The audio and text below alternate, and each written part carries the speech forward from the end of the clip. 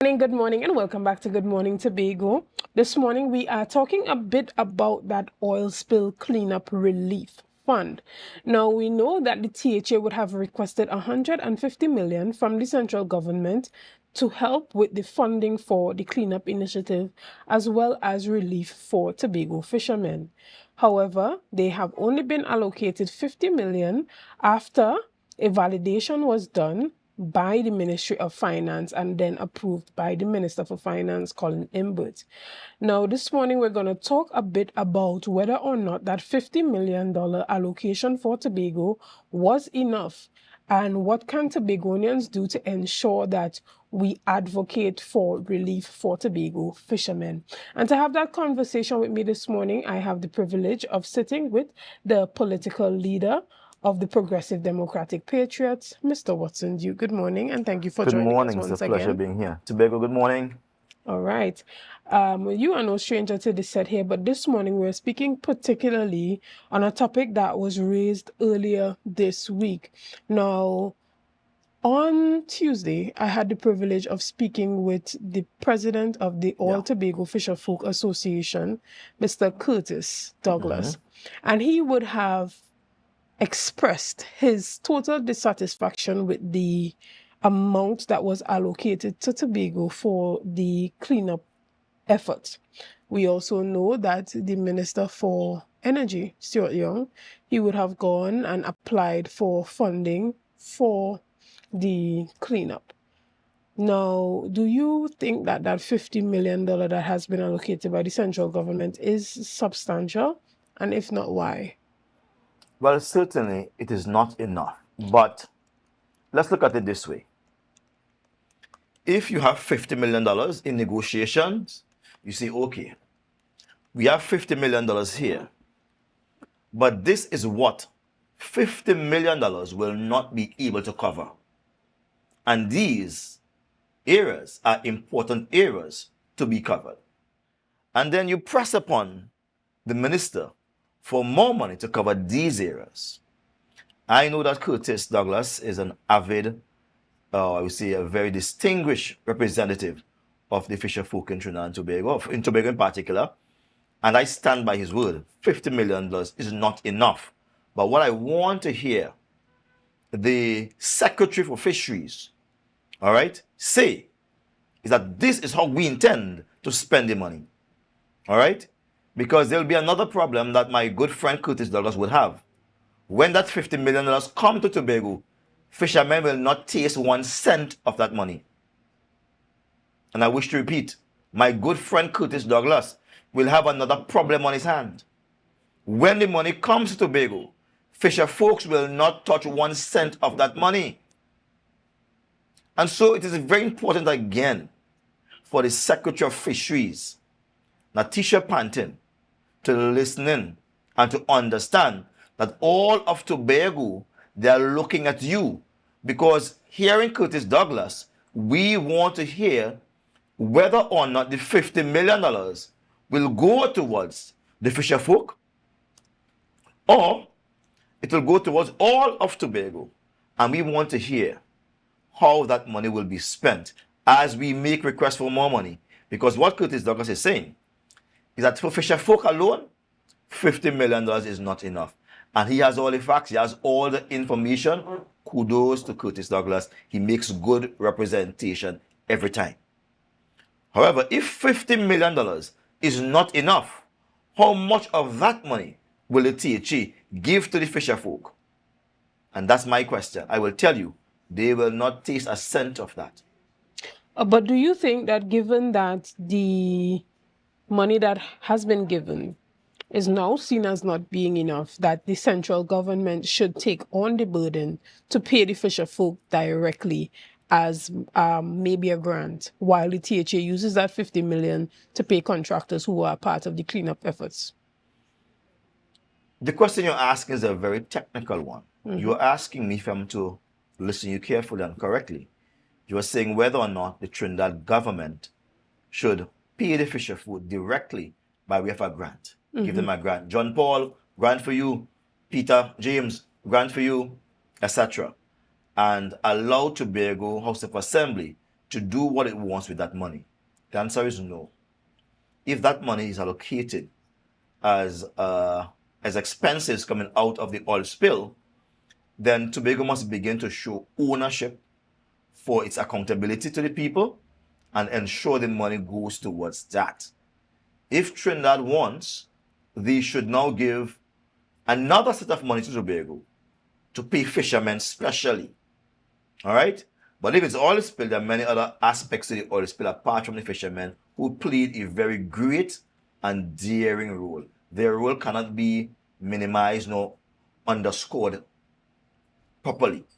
All right? They have played a significant role going out there, laying down all these bombs, etc., to keep the oil back. They did their part with bravery.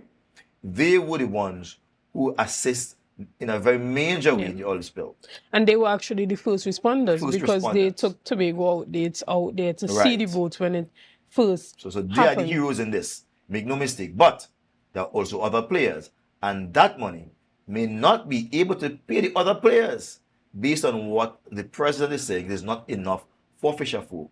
Then what should we give the other folks who would have partaken in the oil spill? So explain to us a bit about your suggestion that another allocation should come to Tobago that is specifically designated towards the fishermen. Well, negotiations 101 is very simple, Whatever they give you, you accept that. That's on the table. $50 million is on the table. Now you must see how best you can use that money to alleviate the distress of the fishermen and also dab and touch those persons who also engage in those services that was solicited and was used for, because everybody must get something from that money. But you must have a bill. You just can't call a figure out of your head. I believe that's what our chief secretary is doing, calling a figure out of his head. And many people are calling figures out of their head. They're saying 250 million, 300 million. Do you know what that money look like? And I'm saying you have to quantify properly the real cost, the true cost of the thing. And they say, look, this is the real cost. And give the public a breakdown. The public must have a breakdown. This is an age of transparency. We want the public to have a full breakdown of the overall cost involved. Right, and we know that the fishermen, I believe that they did that, because I had conversations with fishermen from Alambo as well as the president, and he would have indicated how they broke it down, the strategy that they utilized in order to come up with the number that they did. I believe that they were looking at the average amount of fish per day, and they would have extracted their figures from that. Now we have the Senator Lawrence Hislop coming out to say he believes that Tobago, the 50 million that was given to Tobago is sufficient. So what is your opinion on this? My question is, who is Lawrence Hislop to speak on Tobago matters? Who is Lawrence Hislop? As far as I know, he is not authorized to speak on Tobago matters. He is someone the PNM has drafted in as a new recruit. And new he is, because he's totally aloof from what is happening in Tobago. Fishermen go out there every day and they ply their trade. Right where that boat has sunken, and they have the perimeter around 500 meters perimeter around that area. That's an area they will go and catch a young fish and different things to go out and beat, etc. They cannot access that area. Fishes have gone from that area. They are suffering from the after effects of this oil spill and continue to suffer. So who is he to say that someone who is feeling pain and they continue to feel pain, that medicine is good enough for them? What is his qualification in fishing? Has he ever gone out to sea? Has he ever sat with the fishermen? Or is he only drinking the Balizé tea and saying what they tell him to say? Listen to me. What is good for Trinidad is not good for Tobago. What is good for the PNM may not be good for Tobago. And so therefore, listen to the experts, listen to the representative, hear what Curtis Douglas is saying, the president. Listen to what the fishermen on the ground are saying. They spoke to me. And I know it's a sizable income. They all have suffered and they continue to suffer. But what I'm saying, with the $50 million, everybody must get something. The fishermen and those who would have done this, the rake up on the sea, is not enough money. And they must continue to say to Tobago, this is what it costs. We do not want it to be a time where people are creating big figures and just looking to make war for war's sake. We don't want that. Come with the real figures. Curtis Douglas said that it's about $150 million. Farley said something. We need to have a proper breakdown of those figures. And when the money comes in, those money must go towards those persons. There must be no profiteering from anything. This is simply an emergency, a catastrophe, and we must seek to do it in an honorable way, not to make money from this. However, the minister, Stuart Young, he would have indicated that he believes that the total cleanup efforts on a whole would have amounted to approximately US $20 million.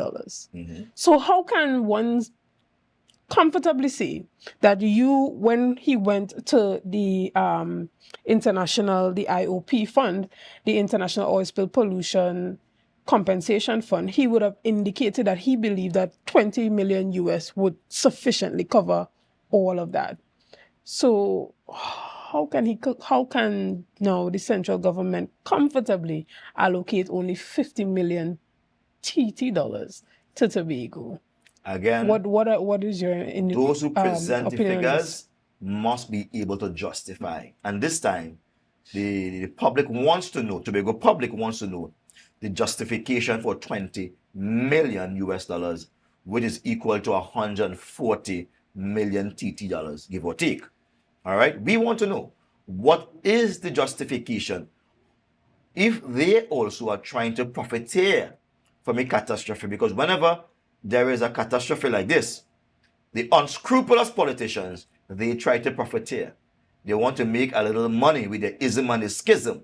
And we are saying, no, do not use the problems that Tobago experienced with the oil spill to make money to put in their filthy bank accounts or to put elsewhere where the money was not generated or money was not sent. We want the money to go back to those persons that labored and for those services that was surrendered to Tobago. Right, and this is why I would have asked the question previously. If the minister is claiming, okay, 20 million US dollars may be able to cover the entire cleanup efforts, and they give Tobago 50 million, it is expected that the rest of the money, they would also be contributing to other expenses surrounding the oil spill. So would that, those other expenses include the Fisherfolk in Tobago, or does it include compensating some of the organizations from Trinidad that came to Tobago to assist? What would the rest of the monies be going towards? And as you said, it is important for a breakdown to be made to the public. Do you believe, however, that the funds from the International Oil Pollution Compensation Fund should have come directly to the THA as opposed to going to the central government? It should have come. Had we had self-determination, the money would have come to Tobago. But we do not have self-determination. What we have is autonomy. And what they continue to ask for is autonomy. As long as Tobago has autonomy, then the money will always come to Trinidad, and Trinidad will then decide if they should give Tobago and how much they should give Tobago. All right, because autonomy says Tobago is the responsibility of Trinidad. That is what Tobago's autonomy says, right? And we do not want that. Tobago must not be the responsibility of Trinidad. Tobago must be its own responsibility, and it must partner with Trinidad along areas it so much agrees. Let me go on to say that Curtis Douglas, in his interview on a particular station, said that the estimated cost was 150 million TT. All right? And if Stuart Young says the cost is 20 million US, 140 million TT, then the prices are the same. But we do not know what they have budgeted for. And somewhere along the line, there must be a meeting of the minds and an establishment of the common factors and a price. And then we, the public, must know what are the real figures. Is it that people are trying to profiteer from this catastrophe? I'm sick of people trying to profiteer upon the demise of others, We have to build an honorable nation. If Stuart Young said $20 million, justify it to the public. Tell us the nuts and bolts. Tell us the expenses. All right. If someone says 150, bring your information. Yes, a huge price tag must be attached to it because the oil spill is ongoing. The effects is ongoing. It will take years to clean up. But break it down for us. How did we arrive at that now? What is the estimated cost on a month-to-month basis? And what is the estimated time to clean up this oil spill? These are salient questions. And Trinidad, who is the parent of Tobago, so they claim, they must provide us with the answers. Let Trinidad come clean. Let Stuart Young come clean and stop playing folly. All right. Do you think the same should be done at the THA level? Do you believe that the chief secretary should hold a press conference where he goes through line by line the items that were submitted to the Ministry of Finance for compensation for the oil spill? Yes, the chief secretary should do that, and he should stop dodging those salient issues. We do not want a flamboyant chief secretary who just speak glibly and utter big figures and say, not enough. What we want is someone who is sound, someone who is able to say to Tobago, based on our calculation for all the services that Trinidad extended to Tobago, we have a budget of this. 10 million for this company, 50 million for the fishermen, 15 million for those who would have lent their hands pulling the weed, the seaweed, and the oil spill, etc. How much million for power washing? How much million for trying to restore the animals back to health and nursing them, etc. We want to hear a full breakdown. This is the age of good governance, and we want full transparency. If they can't come full, don't come to us with no stupidness. And I'm saying that to anybody. Come to us with a breakdown. So my good friend Curtis Douglas, I support you 100%. I support the fisherman 100%. Bring your figures. Give me us a breakdown. Let us go through this breakdown. Break it down. And I will do it for him.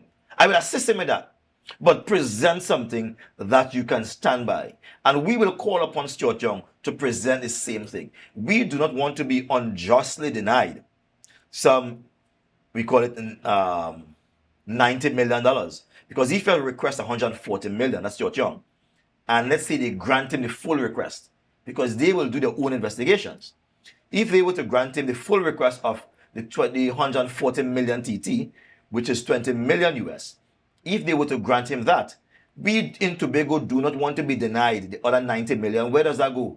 Is it profit for the Balize waving team? What goes on with that 90 million? We want to know.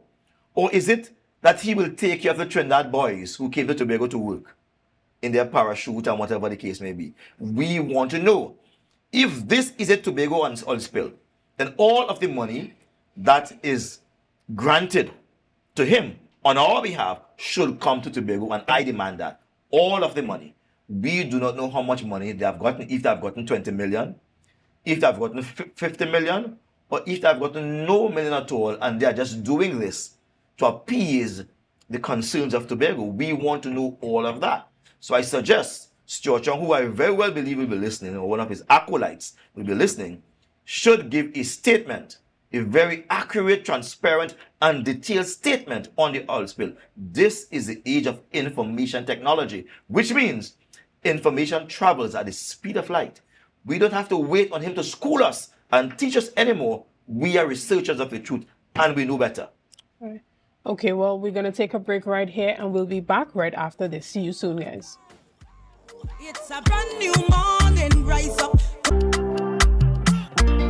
Good morning and welcome back to Good Morning Tobago right here on Tobago Updates. This morning we continue our conversations with the leader of the Progressive Democratic Patriots, Mr. Watson Duke. And we're talking about the 50 million allocation that has been given by the central government and the Ministry of Finance for the Tobago oil spill cleanup efforts. Now we know, again, as I would reiterate, that the THA submitted a request for 153 million and only got 50. And Mr. Duke is here this morning and saying that it is not enough. However, it is important for a breakdown to be given, whether it be from the All Tobago Fisherfolk Association, the Chief Secretary, and the Division of Agriculture, as well as the Ministry of Energy, all parties should come to the table and give a clear indication to the public what exactly is needed in order to compensate each and every individual that played a part in the cleanup, as well as those who were affected directly or indirectly. Mr. Duke, you are by profession a negotiator. Yes. So tell us, in a situation like this, I mean, you would have given some indications before of how you come to the table, but what type of negotiation recommendations are you currently giving or would give to the Chief Secretary as well as the All Tobago Fisherfolk Association? Well, first of all, the Chief Secretary, who leads Tobago at this point in time, has to understand he has to lead Tobago differently. He has to do that. The relationship between himself and the central government has to be restored, at least to a professional level. The relationship with himself, the Prime Minister, and Stuart Young in this case, has to be restored, at least for this particular issue. And he must put together a team if they do not want to engage him in particular, as well as they must put together a team, and those teams must meet. The central government's team and the THA team must meet and discuss the oil spill and say, look, these are our figures for these items, and each side will project their figures for the items. And there will be some level of discussion and coming together insofar as agreement on what is and what is not. Then they will go forward with the figures to the International Oil Spill Funding Organization, whatsoever it is called. Go to that organization. And that organization will see a true picture of what Trinidad and Tobago wants for Tobago. It will be something that reflects the president of ALFA, All Trinidad Fishing Association, Curtis Douglas. It will be the ideas represented by the Chief Secretary, the Honorable Chief Secretary Valley Augustine, and that represented by the Secretary for Agriculture, Natasha Pantin, Urban Natasha Pantin. It will reflect everyone. That's how we negotiate. When I stepped forward on behalf of my association back then, I would do so on behalf of all the people. So when I stand to speak to the CP and her team, I could speak extemporaneously from my mind because I've swallowed up the issue. Whenever I speak on behalf of Tobago, as I've oftentimes done, I do so because I've swallowed up the issue and it's now part of me. It's assimilated in my body. It's in my blood. It's in my speech, in my sight. I'm seeing it. They have to become one with the Tobago issues. You cannot divorce yourself from the Tobago issues and just throw out figures. And then you're arguing with Trinidad over which figure better. And we want this and you want that. What are you requiring 150 million for? What is Trinidad requiring 140 million for? Is it the same thing? Or is it something different? And we must try to bring about a common idea as to what Trinidad and Tobago wants for the oil spill. That is not being done. We have a lot of big bourgeois operating. The Chief Secretary is a big man. The Prime Minister is a big man. We have the Secretary Minister for Energy. He's a big man also. And nobody's talking to nobody. And they're just pushing an envelope. Take this, take that. It makes Trinidad and Tobago look miserable and unable to manage the cleanup campaign and funding of the services that went into an oil spill. Right, and I would think that in the eyes of the International Oil Pollution Compensation Fund, it isn't even a good look no, it's not to good them at all. that there is, bickering among ourselves when it comes to... You must have that oneness. And I'm calling upon the Chief Secretary to at least understand that this is not about you personally, It's about Tobagonians.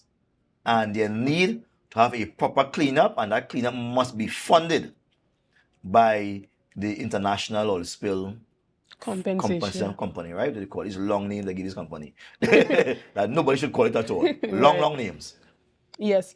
And one of the things that continue to come up is the fact that we have representatives in the parliament from Tobago.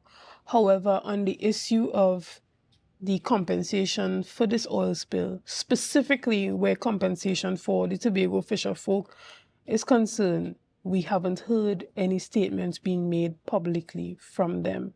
What is your opinion on this? Well, I would say that our representatives who are from the PNM party, they continue to represent the PNM party well. They represent the party. They do not represent Tobago East and Tobago West. They represent the PNM in Tobago East and the PNM in Tobago West. The time has come for Tobago to vote differently.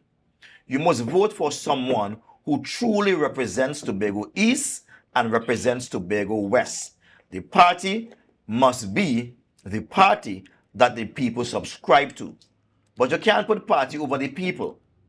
Once you put party over the people, then we'll continue to get people who sit in the parliament and they support a political agenda. No dumb dog bark when the leader speaks. If he says it is that, it is that. Tobago is now trying to create itself. Tobago has never lived as an individual, as you know. Tobago has always been a ward and continue to be a ward. As long as Trinidad has to take care of Tobago, as long as Trinidad has to make representation to this international oil spill funding company, right? Then Tobago doesn't have a life or personality of its own. Tobago must subsume the personality that Trinidad project onto Tobago, voice on Tobago. We are saying that is different. This is an age of light. And I've come to tell Tobago this, that I am not in any simidimi with them. I'm talking straight with a testimony. Some people say too straightforward, but that's what is required. When you do not want to be confused with foolishness, you have to make your words straight. What Tobago wants is a sharpshooter. What Tobago wants is someone who wears the pride of Tobago on their sleeve. Do not offend us. And what is going on there between the two parties, the THA and central government, is a game. No one is taking Tobago seriously. The representatives in Tobago, the THA representatives, and the central government representatives, both of them are playing a game. Handsy-pansy. Handsy-pansy. That has to stop. It has to stop. We want a THA and the central government representatives in Tobago to be for Tobago. What is Tobago saying?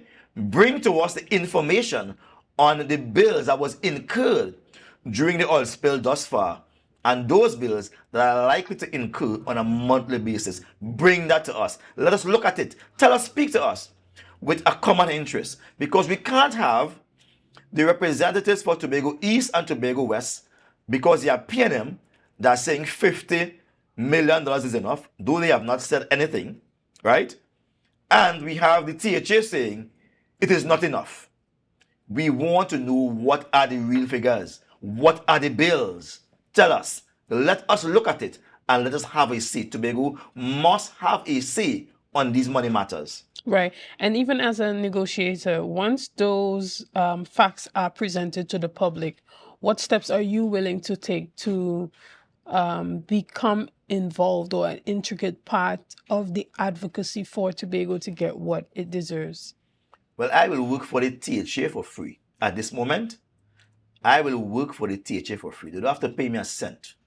Just give me a team of my choosing, and we will go down, empower me with the proper documentation, and I will go down and I will represent Tobago. But before I go down, as I said, I will collate all the figures among my good friend Curtis Douglas and his team of fishermen and fisherfolk, etc., among the fisheries, among the THA. I'll get all the figures from Tobago areas of interest.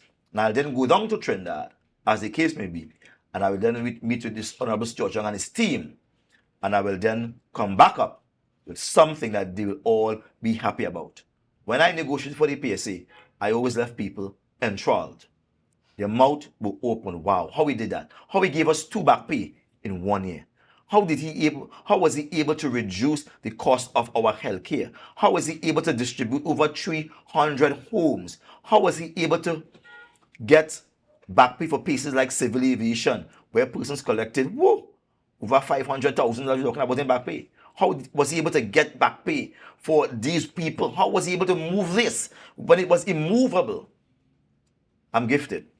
All I'm right. blessed. Okay, and we're gonna take a quick break right here, and we'll be back right after this. See you soon, guys. It's a different type of thing down there. Man, we party till we drop down there. With a lot of pretty girls down there. Down in Tobago.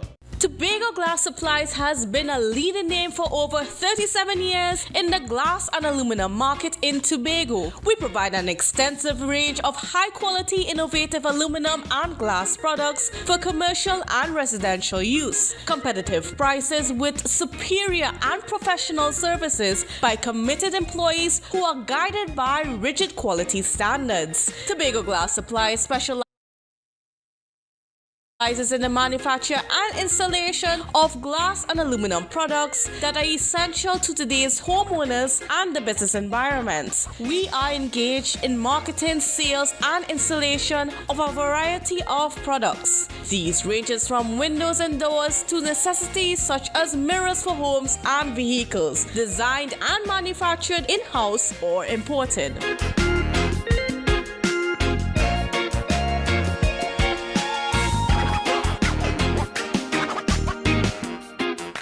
Rotisserie, mouth-watering fries, salads, combos, and specials galore. Feeling for something to eat? Come and see. Our rotisserie is seasoned to the T. Kicking chicken, masala, and jerk roast. Crispy fries made from scratch. Who do you know can beat that? Or salads fresh.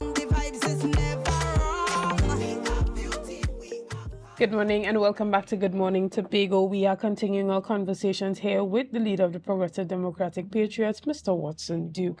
Now, recently there were some statements or comments made by the Prime Minister of St. Vincent, Dr. Ralph Gonsalves, and he would have basically commented on the fact that the new Sandals Resort in St. Vincent was actually originally intended for Tobago and boasted about how it is boosting St. Vincent's economy. Now, Mr. Duke, you would have made some comments regarding his statements, and you said that his comments were ill-informed. Give us a bit of a background on that. Well, the Honorable Minister, Prime Minister Ralph Gonsalves, in his jocular statement, so to speak, would have said that the Sanders, which comprised of 300 rooms, was meant for Tobago. But I had to slap him back into reality and let him know that Sanders, when they made a proposal for Tobago, made a proposal for 750 rooms. That is twice time the size of what they have in St. Vincent and more. 300 rooms in St. Vincent, they were building 750 rooms here in Tobago. It would have been the largest Sanders in the Caribbean. And so it is not good to make jokes when you are ill-informed and intend those jokes to slap us into reality. We are here to slap him into reality. Tobago Sanders will come again. And it will not come under the PNM. Their movements are quite unscrupulous, questionable, and I will say counterproductive to Tobagonians' ambition. Their ambition, the PNM ambition, is to turn Tobagonians into slaves. Water boys, bell girls, trolley boys. That's what they want.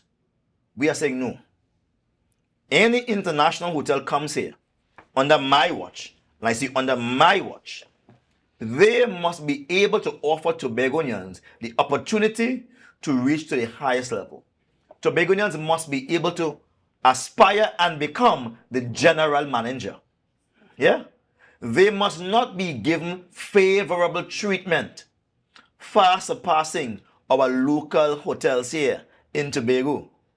In other words, if we are planning for tourism, then we must even the playing field so as to allow our locals who are applying their trade for years to get a bite in the cherry. This is what I am talking about. And so Ralph Gonsalves didn't figure that into his conversation. He was splurging, saying how much rooms they have, cabanas and this, and how much millions spent on it. Did he tell us the return on that investment in St. Vincent?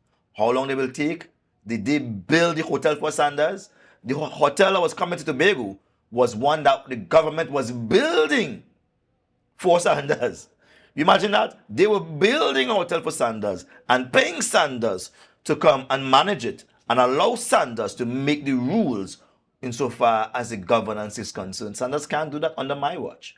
They can come, they can build their own hotel, and we are going to help them, tell them what we are looking for. One of the fundamental things that I believe that we should have in Tobago here, any international group coming to Tobago to do development, we're talking about foreign direct investments, there must be an agreement with Tobago, all right, that states part of their profit will go towards a sovereign wealth fund for my people. It's now a fund created by the sovereign state, in this case Tobago, that every Tobagonian born should be assured by this age X, Y, Z. That is how you build wealth into a nation. You don't build wealth into a nation by keeping the people doing menial tasks as if you are uneducated. Right. And how do you think this new Marriott Hotel project that is proposed for Rockley Bay is going to be different from that of the Sandals one? Well, let me say this first of all. I welcome the Marriott Hotel, but I welcome the Marriott Hotel under certain conditions. All right? These conditions must benefit Tobagonians, not a small group of Tobagonians. So I understand people are talking about they want to serve, they want this, they want to do that. Listen, I understand the concerns, and your concerns are important, but all of Tobago concerns supersede the concerns of its surfers, right? And everyone else. So what is the benefit of Tobagonians in the long run? Someone said land is no use unless land has been developed and utilized for something that benefits human beings. For instance, the rainforest was preserved way back in the 1700s, right? It was preserved as the most protected forest under the British Empire. That is so as to ensure there's a continuous falling of the rain, you know what I mean, so to speak, or a raining throughout the agricultural services that they've been trying to provide from Tobago. We want to ensure that when the Marriott comes, Tobagonians must benefit. And there must be a provision in there that says the children of Tobagonian born from this day going forward will benefit from a sovereign wealth fund, not just from that organization, but from every foreign direct investment project. We want that for our people. Right. And you made a comment during your response to Prime Minister Dr. Ralph Gonzalez. You said Tobago welcomes sandals. Of course. However, Tobago will not welcome sandals under a PNM government. Yes. So are you making a investment for development that is supposed to be for the economic benefit of the island? Are you turning it into something that is based on politics? Yes, it is. Every economic development meant for any island has to be based on politics. If your politics is not right, the economic development will be wrong. Ask PNM about that. Ask the People's National Movement about that. So many developments that was supposed to be for Tobago, and it mash up. It mash up. Look at the Cove. The Cove should have been a thriving industry. They build Cove and then say, oh shucks, we forget to build a port. Imagine that kind of nonsense. They all should be flogged publicly for wasting taxpayers' money. You build a whole thing called Cove for the development of Tobago, and then years later, scratch it, oh shucks, we forget a port. They bought 2 boats, and oh shucks, this boat needs something to land in Tobago. That's how they operate. They rent this Gilligan's Passage, or call it, whatever the name is, right? This Gilligan's Passage you have there. $120 million in boat, buy for that boat. And when the boat coming down, so oh shucks, we forget. We have to fix the boat. The boat just can't come as yet. The boat was supposed to carry 400 cars, 700 passengers. Today the boat is carrying less than that. Because when the boats reach, oh shucks, The boat can't carry that. It's a flat bottom boat. It's a river boat sailing on the sea. They can't carry that. We are saying enough is enough, and the government has to understand. Stop trying to develop Tobago with your PNM ideas. We don't want PNM ideas in Tobago. Stay out. Right. And we're going to take a quick break right here, and we'll be back right after this. See you soon, guys. Okay, welcome back to Good Morning Tobago. We are rounding up our discussions here with the leader of the Progressive Democratic Patriots, Mr. Watson Duke. And Tobagonians are interested to know, are you currently working with the Chief Secretary? I have availed myself, but I cannot force myself upon him. He has to make his own decision based on how he sees things. But you are, as we indicated earlier, you are a negotiator by profession. And you have done this successfully in the past in your role as the president of the PSA.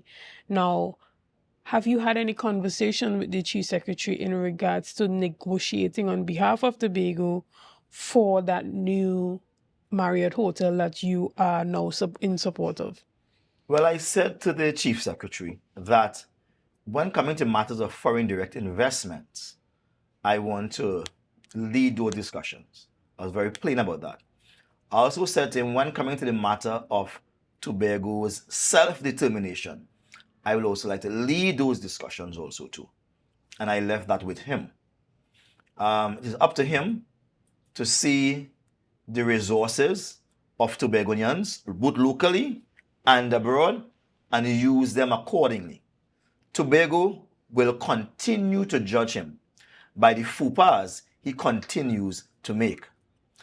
The game of governance is not a any mini minor move catcher by his toe, then already let him go game. It's a serious game.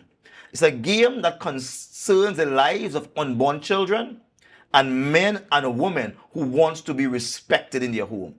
You cannot make these people feel humiliated by creating an environment where they cannot live up to their true potential, and then come and ask people to vote for you again. Vote for you for what? What Tobagonians voting for you for? If you have all the resources in your hand now, you have the opportunity now to make good on self-determination, to make good on negotiations for the fishermen, to make good on so many different issues that are affecting us with these foreign direct investments, etc. Hoteliers want to come in, and you bury your head in the sand as an ostrich because you do not want to see what's going on, then Tobago will judge you. And I'm saying today on this station, and I know it's been viewed by millions of people around the world, millions of people, that Watson Duke will continue to be a son of the soil, fighting for Tobagonians as Mandela fought for South Africans, as Mahatma Gandhi fought for the Indians.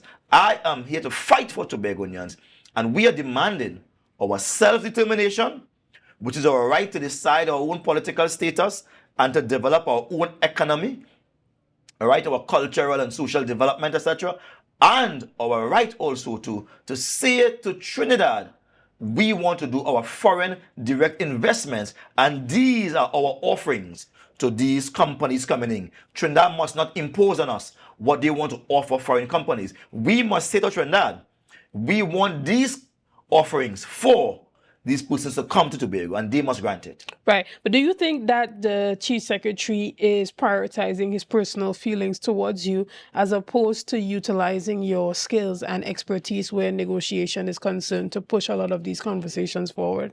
I don't think so. I heard him spoke once of a relationship that had gone sour with Dr. Rowley, Prime Minister, and he said that he doesn't have personal feelings. Dr. Rowley should come out of his feelings or something like that. And I want to let him know it's only girls have feelings, you know. Big men do have feelings. You know what I mean? You have to bury that. Right? I don't carry feelings around with me. I carry the burden of Tobagonian suffering and unable to live out their full potential. That is what I carry with me, not personal feelings. All right. Well, unfortunately, we have to wind up this morning's conversation, and this is where we call an end to the show this morning, guys. Again, we want to thank you for liking, sharing, and commenting, and doing all that you can do to make Tobago Updates the #1 broadcast station here on the island of Tobago. Again, we want to say thanks and continue to support us. Have a great day, guys. Goodbye. I say